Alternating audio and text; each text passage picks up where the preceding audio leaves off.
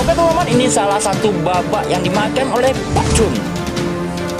Ya, jadi gini teman-teman, setelah meletakkan buah, menekan jam, tangan beliau standby di jamnya. Jadi agar lawan menekan jam, beliau tahu saat itulah giliran melangkahnya, langsung diraba di apa yang dipindahkan. Setelah itu menentukan langkahnya.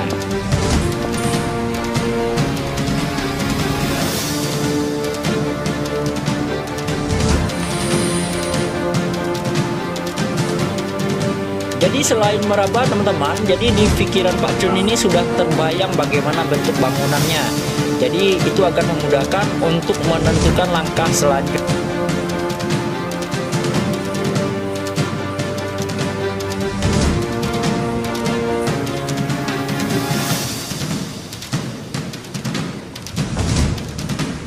Beliau juga mengandalkan pendengaran ya teman-teman. Jadi buah yang telah bergerak itu kan didengarkan juga di arah mana suaranya datang, lalu mencari pergerakan buah tersebut. Nah ini ditentukan berarti sudah rokade. Jadi beliau langsung menentukan langkahnya apa yang akan dilangkahkan. Selain ini berpikir ya teman-teman ya, menentukan langkahnya apa selanjutnya sambil membayangkan bentuk bangunannya. Dan sebelum pertandingan ini, beliau juga pernah tadi pertandingan pemanasan ya teman-teman, melawan peserta yang lainnya sambil menunggu pertandingan dimulai. Itu menggunakan catur biasa, catur standar, bukan catur khusus tunanetra. Jadi beliau menggerakkan buahnya itu dibantu seorang asisten, dan beliau cukup mengatakan notasinya saja. Boleh mengatakan notasi, lalu digerakkan oleh asisten, dan nanti lawan apa langkah lawannya disebutkan juga notasinya. Dan Pak Chun menggerakkan seperti kayak permainan catur blin dari Iren Sukandar yang pernah dimainkan di YouTube-nya.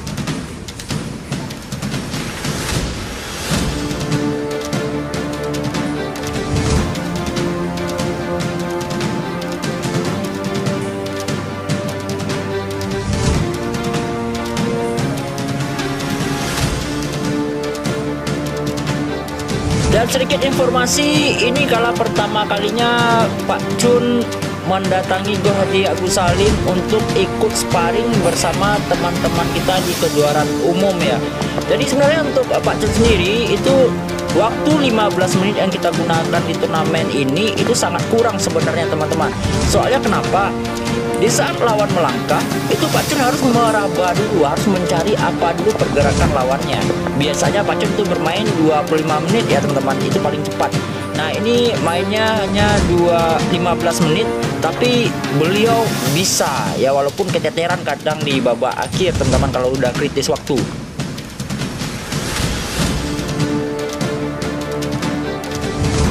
Teman-teman bisa melihat sendiri bagaimana bentuk bangunan Pak Chun, susunan buah beliau itu sangat rapi, tidak berbeda dengan teman-teman kita yang ada di sini. Cukup bagus, cukup bisa memberikan perlawanan sengit.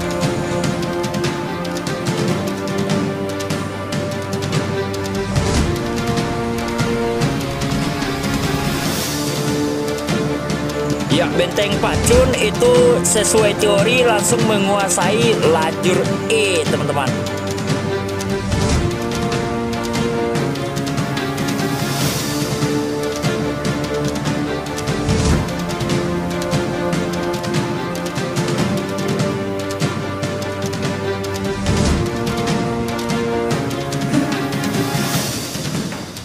Ya langsung tahu ya, langsung menjaga membela pion D4 nya teman-teman, karena diserang oleh pion Tam, langsung dibantu dengan pion C3.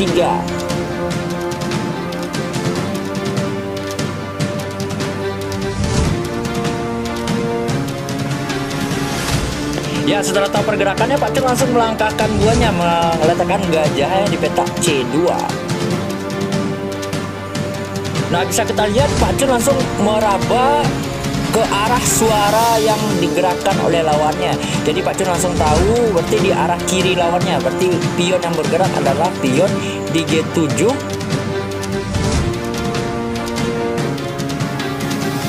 Untuk informasi, lawan dari Pak Chun ini adalah Bapak Insinyur Dedi Jafar, salah satu pengurus Percasi Provinsi Sumatera Barat, dan beliau itu sangat suka bermain catur, pernah juara di PLN. Beliau sangat disegani dalam permainan catur di tempat kerjanya. Pak Jun bisa membuat lawannya berpikir ya teman-teman. Luar biasa sekali.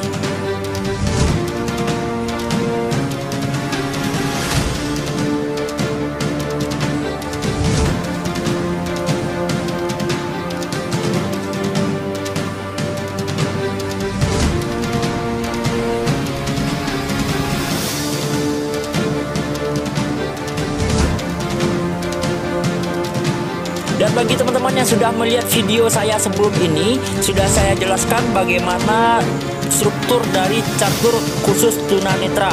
Itu di pembeda antara peta hitam dan putih. Itu peta hitam itu agak tinggi sedikit petanya dan lebih kasar daripada peta putih. Dan untuk pembeda warna bidak hitam dan putih itu bisa dilihat di bidak hitam di kepalanya ada penanda. Silahkan dicek video saya yang sebelum ini.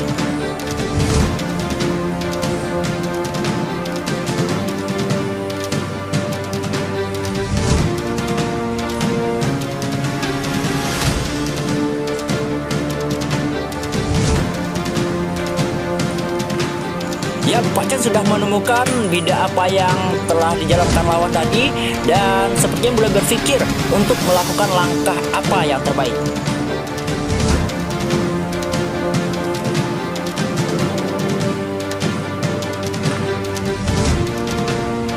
Cukup menyerang juga ya Pak Cun ya. Jadi sekarang hitam dalam posisi menyerang. Dan saat ini benteng Pak Cun terancam oleh gajah. Apakah Pak Cun menyadarinya? Mari kita lihat.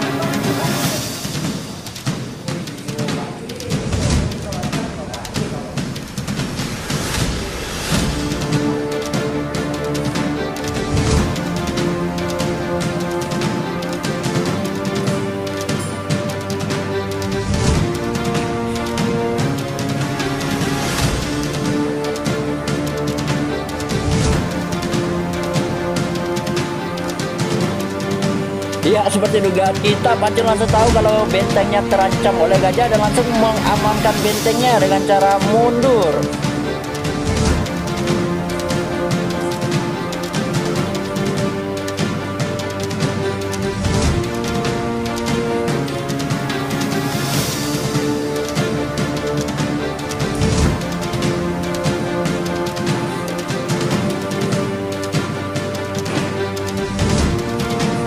Yap, langsung double benteng teman-teman. Langsung fokus menyerang. Kalau kuda yang nggak hati-hati, kuda hitam bisa dimakan itu teman-teman. Coba perhatikan perkembangan buah dari putih. Benteng sudah double, menteri sudah di atas, ada gajah mengintai dari ujung. Wah, berbeda sekali dengan saat ini pergerakan hitam yang sepertinya sangat bertahan. Luar biasa Pak Cun.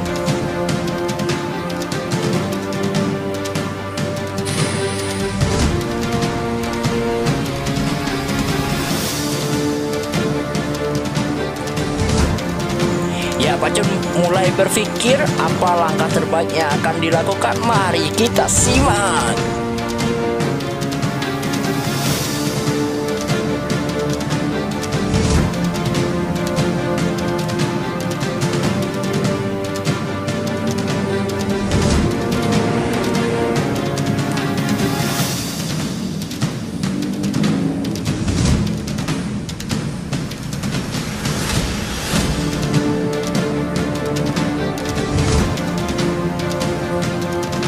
Ya, masih berpikir. Beliau masih berpikir apa langkah yang akan dilakukan. Tentunya melakukan langkah terbaik dan teman-teman. Dalam catur lakukanlah langkah-langkah yang terbaik jika ingin menang.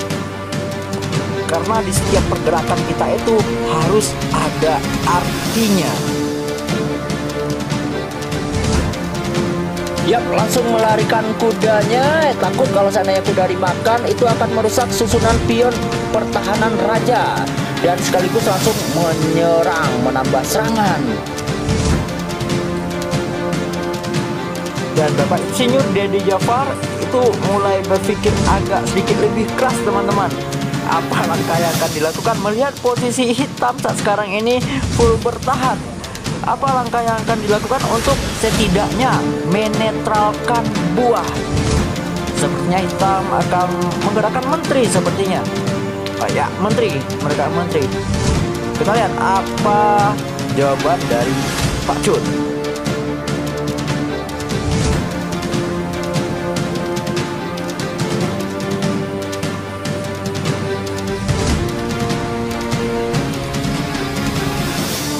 Ya, tapi sepertinya kuda Pak Cun di kuda hitam itu kurang bagus dia posisinya di sana. Ya, karena nggak ada gerakan lainnya teman-teman. Karena peta larinya itu dijaga semua, dijaga oleh pion dan dijaga pun oleh gajah.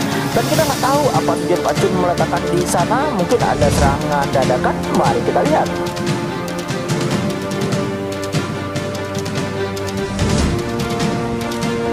Yang mengusir gajah dengan memajukan pion di peta H.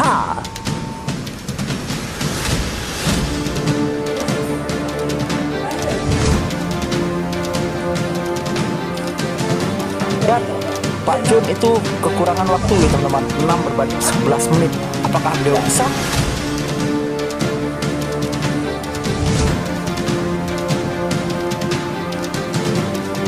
Ya, gajahnya langsung dimakan saja oleh kuda, dan ada pertukaran di sana, dimakan kembali oleh kuda hitam.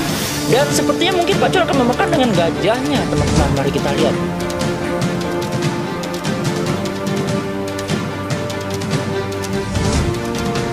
Ya, mari kita lihat. Ya, benar sekali. Ya, jatuh. Mohon maaf, ada wasit yang mau mengambilkan. Oke. Ya, langsung dimakan saja ya sesuai prediksi. Itu dimakan. Dan itu mungkin kita lihat dimakannya oleh menteri atau dengan pion. Ya, dimakan oleh menteri teman-teman. Nah, apa langkah dari Pak Cun selanjutnya? Mari kita lihat. Ya, Pak Cun mulai meraba. Pak Cun sudah tahu langkah hitam tadi apa. Sekarang meraba sambil langsung di sana. Terjadi pertukaran benteng di sini teman-teman. Mau nggak mau. Soalnya jika ditutup dengan benteng di F, itu akan dimakan langsung oleh menteri dan juga skakmat. Ya, dimakan oleh pion A. Ya, itu langkah pasti ya selanjutnya teman-teman, pasti dimakan kembali oleh benteng Pak Cun yang di E. Ya, tepat sedugaan. Langkah satu-satunya ditutup dengan benteng dan langsung skakmat teman-teman. Bapak Insinyur dari Jabar ketawa-ketawa melihat beliau. Wah, luar biasa sekali. Walaupun keterbatasan dalam penglihatan, tapi instingnya luar biasa teman-teman. Udah salaman Pak Cun nggak sadar. Ya baik teman-teman, itu konten kita. Nanti kita upload lagi video Pak Cun yang lain. Terima kasih, tetap di Frozo Channel. Sip.